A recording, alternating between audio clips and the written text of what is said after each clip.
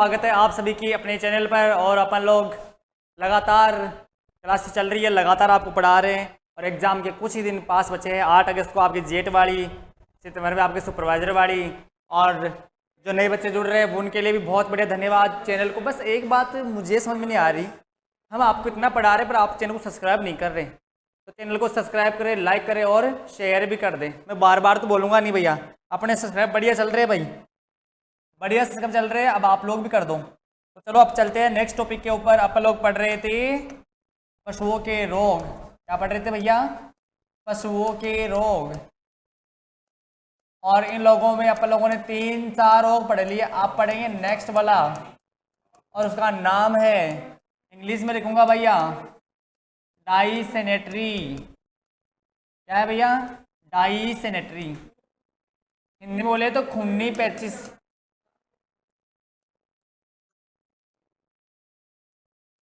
खूनी चल नहीं रहा राज पेन। खूनी पेचिश क्या बोलेंगे भैया? खूनी पेचिश, डाइसेनेट्री, ये वाला रोग, खतरनाक रोग खूनी पेचिश। हम आपसे बड़ी उम्मीद रखते हैं, सब्सक्राइब कर दो, लाइक कर दो, शेयर रख दो। कुछ तुम करो कुछ हम करें। अरे भैया कुछ तो उम्मीद रखते होंगे हम भी आपसे। और क्या? अरे क्या जा रहा है, सब्सक्राइब कर दो ना एक बार। यहाँ से क्या जा रहा है सब्सक्राइब करने में? दबा दो बटन सब्सक्राइब का। तो देखिए आप पढ़ेंगे खूनी पेचिश। शेयर भी कर दो, सब्सक्राइब भी कर दो, लाइक भी कर दो, बेल आइकन को भी दबा दो। सारे वीडियो आते रहेंगे एग्जाम से पहले पहले, मैं चढ़ाता रहूँगा, आप पढ़ते रहना जल्दी जल्दी, ठीक है। तो डाइसेनेट्री खूनी पेचिश, इसे खूनी दस्त कहा जाता है। अरे इसका उपनाम क्या है? खूनी दस्त। इसमें खून के दस्त होते हैं, ठीक है, खून के दस्त, इसलिए इसे खूनी पेचिश कहा जाता है, खूनी दस्त कहा जाता है। इसके अलावा कुछ लोग इसे लाल पेचिश भी बोलते हैं। क्या बोलते हैं भैया? लाल पेचिश, खूनी पेचिश, खूनी दस्त, डाइसेनेट्री या लाल पेचिश भी इसे कहा जाता है। कुछ लोग बोलते हैं इसको कोक्सीडियोसिस रोग। क्या बोल देते हैं? कोक्सीडियोसिस रोग।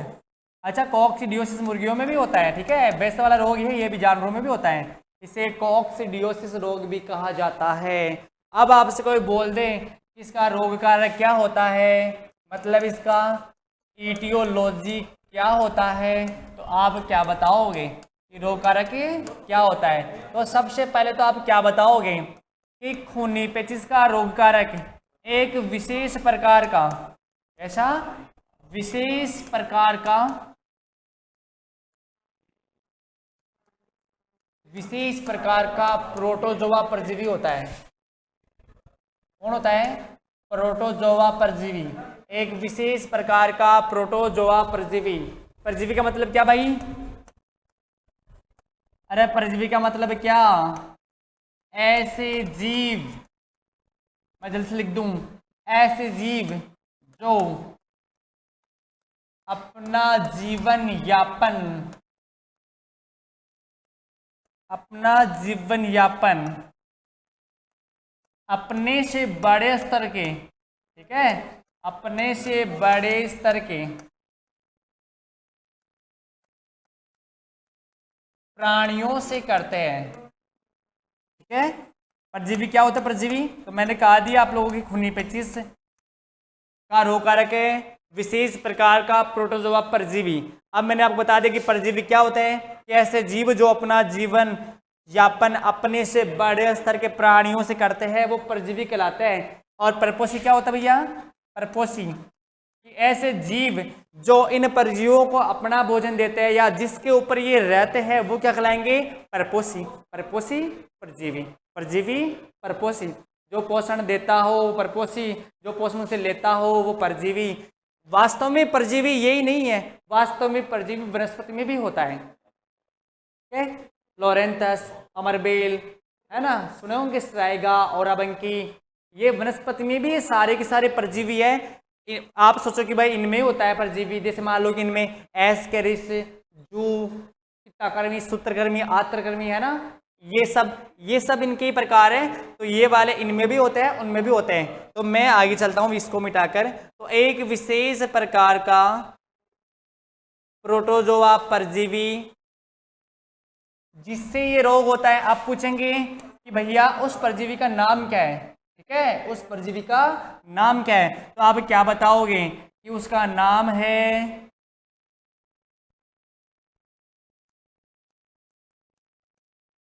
इमेरिया जर्नाई। क्या नाम है? इमेरिया जर्नाई। तो क्या बताओगे? एक विशेष प्रकार का प्रोटोजोआ परजीवी जिसका नाम होता है इमेरिया जर्नाई। या मान लो मैंने आपसे, ये कैसे मिटा, या मैंने आपसे कहा था अभी कि इसको मैंने क्या कहा था, इसको कॉक्सीडियोसिस रोग भी कहा जाता है। तो कई बार ऐसा भी जाता है कि कॉक्सीडियोसिस,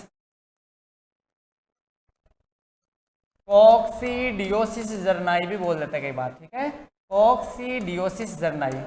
अरे एमेरिया गण में 9 प्रकार के होते हैं, ये वाले एमेरिया गण में इमेरिया जर्नाई, इमेरिया टेनिला, इमेरिया नेक्राटिस, इमेरिया एस्बुलिना, ऐसे खूब सारे हैं। लेकिन इनमें ये इमेरिया जर्नाई जो विशेष प्रकार से देखे जाने वाला प्रोटोजोआ परजीवी है, या कॉक्सीडियोसिस जर्नाई, इनसे ये रोग होता है। कौन सा?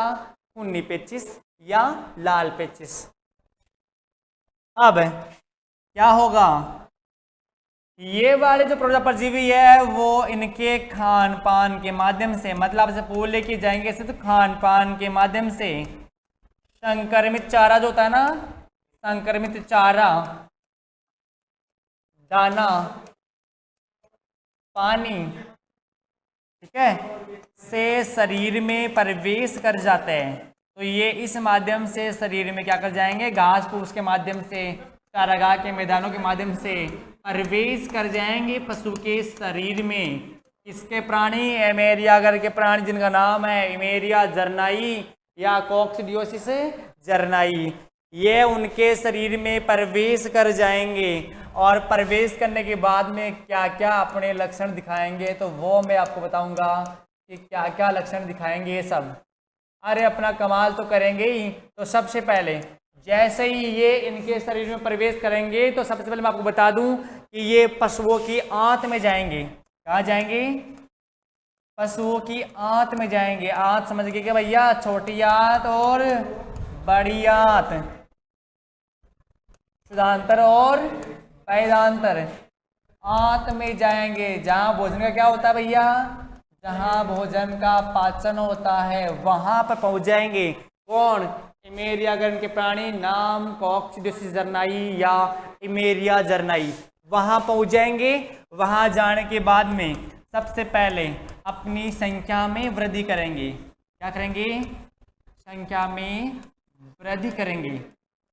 आपको बता दें, इन एमेरियागण के प्राणियों की एक अवस्था होती है, उसका नाम है स्पोरोजाइट अवस्था। कौन सी अवस्था? स्पोरोजाइट अवस्था। स्पोरोजाइट अवस्था। ये पशुओं को, ये अवस्था पशुओं को, ये अवस्था पशुओं को सबसे ज्यादा नुकसान पहुंचाती है। सबसे ज्यादा नुकसान पहुंचाती है। कौन सी भैया? अरे कौन सी? तो वो कौन सी है? स्पोरोजाइट अवस्था, जो पशुओं को सबसे ज्यादा नुकसान पहुंचाती है। यहां तक स्क्रीनशॉट ले लो, फिर आगे चलें। यहां तक ले लो स्क्रीनशॉट, ले लिए होंगे। देखिए आगे जैसे आवाज आती है, तो सबसे पहले पशु को, पशु की भूख में कमी आ जाती है, ठीक है, क्योंकि वहां पर उनका प्रकोप हो जाएगा, तो पशु की भूख में कमी आ जाती है। पशु की भूख में कमी आ जाती है। चारा व जुगाली करना, चारा व जुगाली करना बंद कर देता है। चारा व जुगाली करना बंद कर देता है। वजन में कमी आ जाती है। वजन में कमी आ जाती है। और खून के साथ, खून के साथ पतले दस्त होते हैं,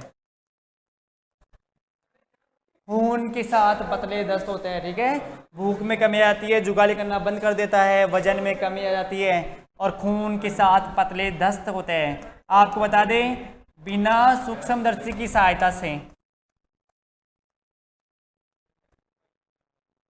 बिना सूक्ष्मदर्शी की सहायता के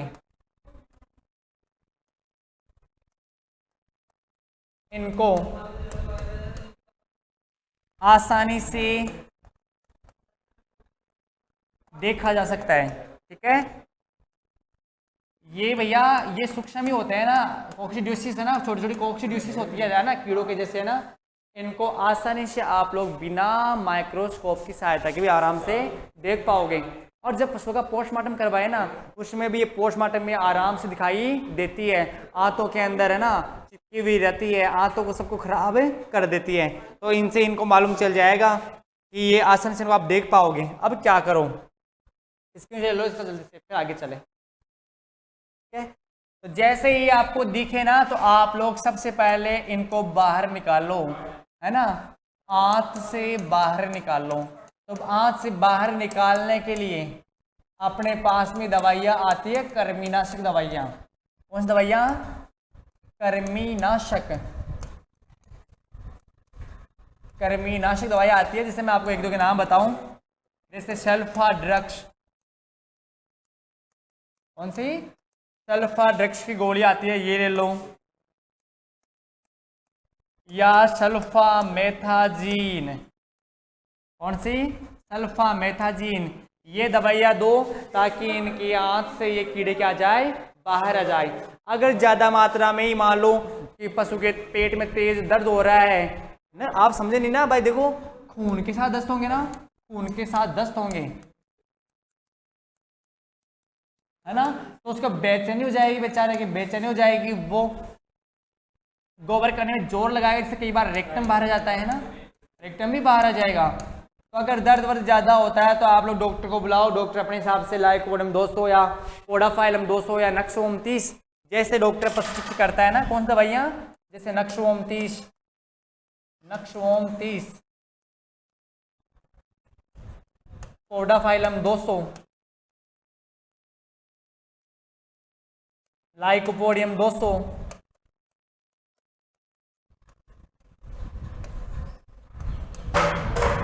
शेल्फा ड्रग,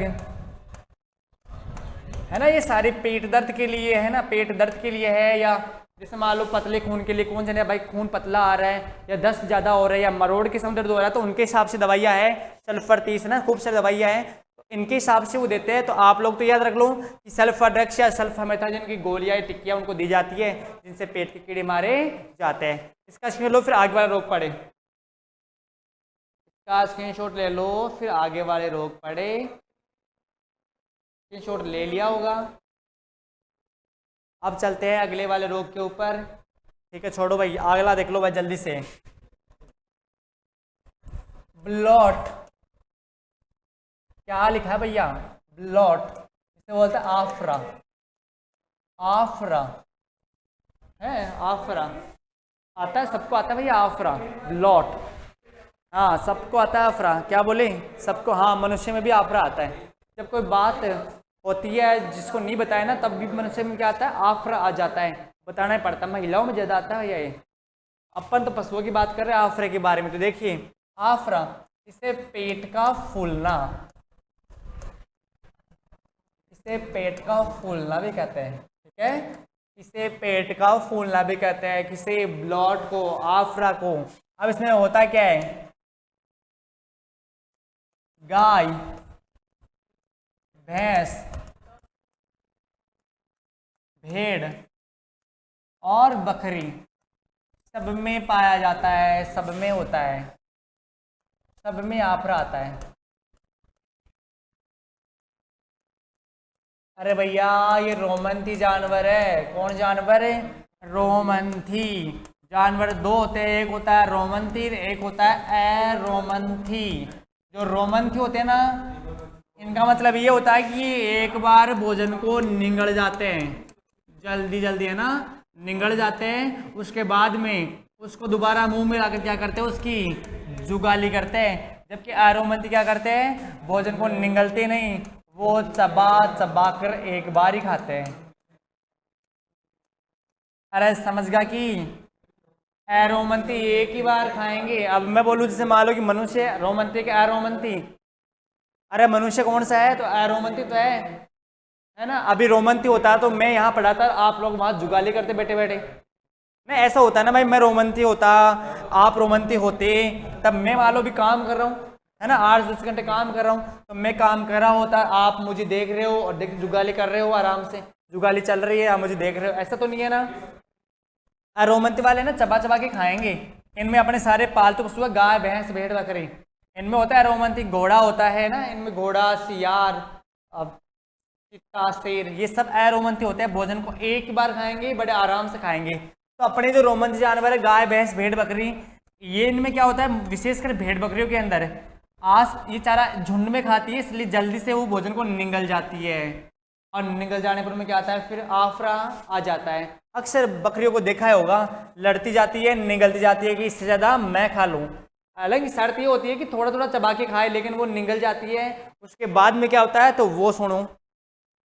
तो देखो रोमंती जानवरों में अगर वर्षा के अंदर कैसे आएगा आफरा, कि वर्षा के अंदर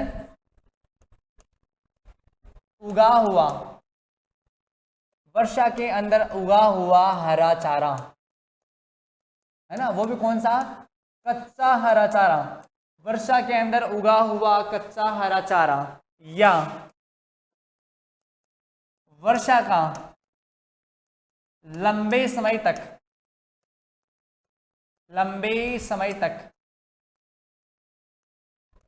इकट्ठा रहा हुआ पानी पी जाने पर, इकट्ठा रहा हुआ पानी पी जाने पर जहरीला घास व पत्तियां खा जाने पर, है ना, जहरीला घास पत्तियां वो खा जाने पर, या भूखे पेट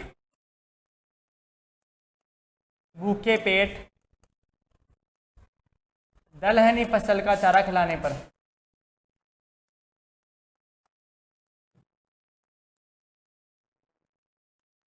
ठीक है, अगर भूखे पेट दाल का चारा खिला दो तब, या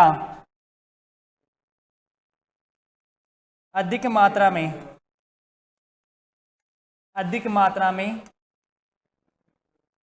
कच्चा हरा चारा खा जाने पर। आपरे के बहुत प्रकार है भाई, आपने एक दो पढ़ा होगा, लेकिन इसके बहुत प्रकार हैं कि अगर अधिक मात्रा में कच्चा हरा चारा खा जाए, है ना, कि कच्चा हरा चारा खा जाए ज़्यादा मात्रा में तब भी हो जाएगा, या मान लो तेजी से चारा निकल जाए, है ना, हरा हरा चारा देखा होगा, बकरियां भेड़ झुंड के अंदर तेजी से खाती है, तेजी से चारा खा जाए, वो भी बिना चबाए बिना, थोड़ा बहुत भी नहीं चबाए ना, खा जाए, तो उनमें क्या आएगा, फिर आफरा आएगा। क्या आएगा, आफरा आएगा। अब बात करेंगे आएगा तब क्या होगा, तो सबसे पहले इनके पेट में चारे के जम जाने पर,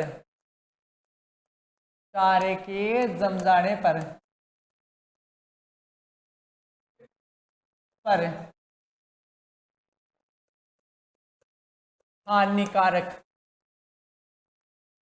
जीवाणु उत्पन्न हो जाएंगे, हानिकारक जीवाणु उत्पन्न हो जाएंगे, और हानिकारक गैस का निर्माण शुरू हो जाएगा। ठीक है, समझ गए होंगे क्या होगा, समझ गए होंगे, हानिकारक गैस का निर्माण शुरू हो जाएगा। पेट में चारे के जम जाने पर हानिकारक जीवाणु उत्पन्न होंगे, और उनके उत्पन्न होने से हानिकारक गैस का निर्माण शुरू हो जाएगा। जैसे ही गैस का निर्माण शुरू होगा, तो मोस्टली आप जानते हो कि पेट में पहले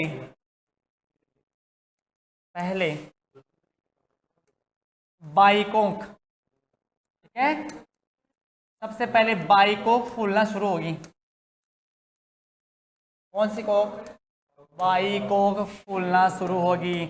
आप तो जानते ही हो कि पशुओं में बाइकोक की तरफ चारे वाली और दाइकोक की तरफ क्या होती है, पानी वाली। तो पशुओं में बाइकोक फूलना शुरू हो जाती है और कई बार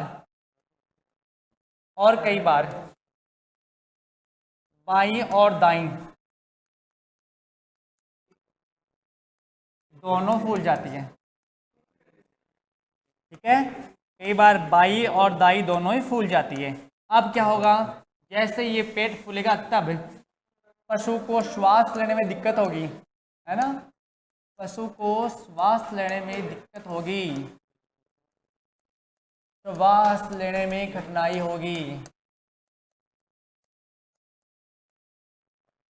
ये भैया बहुत अच्छा वाला है कि श्वास लेने में बड़ी कठिनाइयां होगी। उसके बाद में वह सांस में कठिनाई होगी, वह या उसके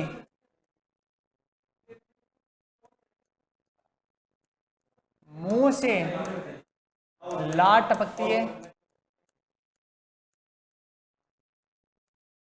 वह जीभ बाहर आ जाती है, वह जीभ बाहर आ जाती है। मतलब जैसे नाक से श्वास नहीं आएगा, मतलब श्वसन नलिका उसकी अवरुद्ध हो जाएगी, तो वह फिर क्या करेगा, मुंह को खोल लेगा, जीभ को बाहर निकाल लेगा और जीभ से सांस लेने लग जाएगा और पेट फूल कर क्या हो जाएगा, मोटा हो जाएगा। वो बेचैन हो जाएगा, है ना, बाइकोक को दबाने पर या बाइकोक को बजाने पर। अरे बजाने का मतलब बजा मत देना पूरा ही, हल्के हल्के ऐसे दबाओगे ना, आप ऐसे थोड़ा सा बजाओगे तो डम साउंड की आवाज़ आएगी। कि डम की आवाज़ आती है, मतलब उसमें गैस भर जाती है। अब सोचने की बात यह है कि इतना कुछ हो गया, वो चलता फिरता नहीं, एक जगह ही खड़ा हो जाता है ना, बेचैन रहता, झुंड को छोड़कर दूर चल जाता है। अब पूरा पेट फूल जाता है, तो अब क्या करें। अगर ऐसी परेशानी आती है, सही समय पर इलाज कर दो तो अच्छी बात है, और अगर सही इलाज ना करो तब तो इसकी मृत्यु हो जाएगी, है ना। अगर सही समय पर आप इसका इलाज करते हो पशु का तब तो कोई दिक्कत नहीं है, सही समय इलाज नहीं करते हो तब इसकी मृत्यु हो जाती है। तो अब क्या करें, तो सबसे पहले ये आफरा तो आप घर पे उतार दो। आफरा तो घर पे उतार दो। और कैसे उतारोगे आफरा, तो बताता हूँ भैया। सबसे पहले रामबाण इलाज इसका, चीड़ के पेड़ से तेल प्राप्त होता है, उसका नाम है तारपीन का तेल, टर्पेंटाइन ऑयल। ये मिल जाए अच्छी बात है, ये मिल जाए ना बहुत अच्छी बात है। ये तेल 2 मिनट में आफरा उतार देगा, बड़े बड़ों का उतारता भैया, तो ये आपके घर पे मिल जाएगा। या मिल जाए अलसी का तेल। किसका तेल, अलसी का तेल। या मिल जाए मीठा तेल, ठीक है, ये मिल जाए ना, तो आप लोग ये थोड़ा सा इनको पिला दो, थोड़ी मात्रा इसकी पिला दो, और थोड़ा बच जाए तो नाक के दोनों ओर 2-2 4-4 बूंद तारपीन के तेल के वहां पर डालते रहो। पशु का 2 मिनट में आफरा उतर जाएगा, ठीक है। तारपीन का तेल बहुत बढ़िया काम करता है आफरे के अंदर। तो किसका तेल, तारपीन का तेल प्लस अलसी का तेल प्लस क्या करना है, मीठा तेल डाल दो, उसका आफरा उतर जाएगा, ठीक है, उसका आफरा उतर जाएगा। इसके बाद में अगर ये ना मिले आप लोगों को तो घर पे देखना, हींग होगा, चिरायता होगा, सौंफ होगा, है ना, इनको मिलाकर थोड़ा उसको पिला दे ताकि उसका आफरा उतर जाए। मान लो आप लोगों ने सारा इलाज कर दिया, पशु का आफरा फिर भी नहीं उतरना ना, और पशु मरने वाला हो गया, मतलब पशु के ये हो गई भाई आज तो मरेंगे, ठीक है। आप सारा इलाज कर चुके, कोई इलाज नहीं है, डॉक्टर भी आके सारी दवाइयाँ दे दिया, फिर भी वो बचा नहीं, तो लास्ट में एक इलाज है कि आप सब जानते हो कि सबसे पहले पशु में चारा कहाँ होता है भैया, बाइकोख में, ठीक है। बाइकोख में होता है चारा और दाइकोख में होता है क्या, पानी। तो आपको पता है कि वो जो आफरा आया है वो बाइकोख के अंदर आया है, तो एक विशेष प्रकार का यंत्र आता है, अंतर पंत में काम में लेना ही पड़ता है। देखो पहले इसका यूज मत करना भाई, ये ब्रह्मास्त्र है अपना, ये ब्रह्मास्त्र है, इसको ऐसे मत छोड़ना, कभी पहले चला दो आप लोग। ब्रह्मास्त्र कब कहाँ मिले होगी, तब भाई कुछ नहीं बचा, आगे पीछे कुछ नहीं, वो मरेगा और उसको जिंदा रखना है। तो एक विशेष प्रकार के अंदर नाम है ट्रोकार कैनुला। अरे क्या नाम है, ट्रोकार कैनुला। अच्छा ब्रह्मास्त्र इसी का ही लेना है, तो ट्रोकार कैनुला ले वो। अरे पशु के बाई को, ऐसा ही आता है ट्रोकार कैनुला, तो पशु के बाई को के अंदर डाल दो। आप नहीं तो पशु चिकित्सक की सलाह लेनी है, तो बाइको के अंदर है ना उसको डाल दो ऊपर से ही। हाँ, बाइको में जैसे ही वो जाएगा ना, जाते ही उसके माध्यम से गैस कहाँ जाएगी, बाहर जाएगी, और उस ट्रोकार के माध्यम से है ना वहां तारपीन का तेल डाल दो। अरे घाव तो भर जाएगा, उसमें कोई दिक्कत नहीं है, लेकिन वो बच तो जाए एक बार, तो तारपीन का तेल डाल दो। अब मैंने ये जो बात आप लोगों को बताई है ना, ये बात कौन सी बात है कि ट्रोकार कैनुला काम में लो, ट्रोकार कैनुला काम में लो ना, तो ये बात मैंने जो आपको बताई है, तो आप मत ठोक देना भाई, डॉक्टर की सलाह से ठोकना है इसको। तो इसके माध्यम से जैसे ही ट्रोकार लगाओगे ना, तो सारी गैस बाहर निकल जाएगी, और वहां इसी के माध्यम से तारपीन का तेल डाल दो, जिससे जीवाणुओं की संख्या में वृद्धि ना हो। ठीक है, समझ गए होंगे भैया, संख्या में वृद्धि ना हो। तो ये था कौन सा, आफरा ब्लॉट। ठीक है, स्क्रीनशॉट मारो फिर आगे चले। ये आपका आफरा ब्लॉट हो गया भैया। आप पढ़ेंगे अगला रोग, ये पढ़ ली होंगी। चलो अब आगे चलते हैं। मिटा दूं क्या भाई, मिटा दूं, चलो ठीक है। अब चलेंगे अगले रोग पे, जिसका नाम है कॉन्स्टिपेशन। अरे बोला बोलेंगे माँ का, तो कॉन्स्टिपेशन होगा भाई। अरे डाइसनेट्री तो होते हैं, दस्त है ऐसे बोल दे भाई, माँ का तो कॉन्स्टिपेशन होगा ना। तो कॉन्स्टिपेशन क्या होते हैं, अन्य बोले थे कब्ज। कॉन्स्टिपेशन क्या होते हैं, कब्ज होते हैं भाई। ये क्या होता है, पशुओं में कब्ज आम रोग है, कोई खास बात नहीं है, आम रोग है, पशुओं में कब्ज होता रहता है। कैसे होता रहता है कि भाई चारा खाना, चारा प्लस दाना लिखो भैया, चारा दाना सही समय पर नहीं देने पर, सही समय पर नहीं देने पर भाई कब्ज क्यों हो जावे। एक तो चारा दाना सही टाइम पर नहीं दे आपा, ठीक है, टाइम से नहीं दे। दूसरी बात, चारा दाना पौष्टिक ना हो, कोई कचरा ही हो, पौष्टिक न हो, तब भी कब्ज हो जाए। या पानी समय पर नहीं पिलाने पर, समय पर नहीं पिलाने पर तब भी क्या हो जाए, कब्ज हो जाए। चारा दाना से ना खिलाए, पौष्टिक आहार न दे, या मान लो ज़्यादा सर्दी और ज़्यादा गर्मी हो जाए, तब भी क्या हो जाते हैं, कब्ज हो जाते हैं। जैसे ही कब्ज होता है, जैसे ही कब्ज होता है, तो पशु के गोबर नहीं आता, है ना, पशु के गोबर ही नहीं आता भैया, और गोबर ही नहीं आता, आता है तो सख्त आता है। क्या आता है, सख्त आता है, और वो भी है ना, सख्त आता है, और उस पर आंव लिपटी भी रहती है। क्या लिपटी रहती है, आंव, आंव लिपटी हुई रहती है, मतलब बेचारे का डाइजेशन सिस्टम खराब हो गया है ना, आंव लिपटी हुई रहती है, वो सख्त आता है, वो बेचैन सा रहता है। और चारा खाना, ये तो आपको बताइए ना कि चारा दाना और जुगाली, ये सारे रोगों में हमेशा वो खाना क्या कर देते हैं, कम कर देते हैं। चारा दाना खाना वो कम कर देते हैं ना, आंव लिपटी हुई रहती है। तो ये बात हो जाए तो आप क्या करोगे, तो आप लोग है ना अलसी का तेल प्लस मीठा तेल, अलसी का तेल प्लस मीठा तेल, और उसके अंदर है ना सौंठ मिलाकर पशु को देने पर, पशु को देने पर उसे आराम मिलता है। उसे क्या मिलता है, आराम मिलता है। मारो स्क्रीनशॉट जल्दी से, फिर आगे चले, जल्दी से कर लो भाई।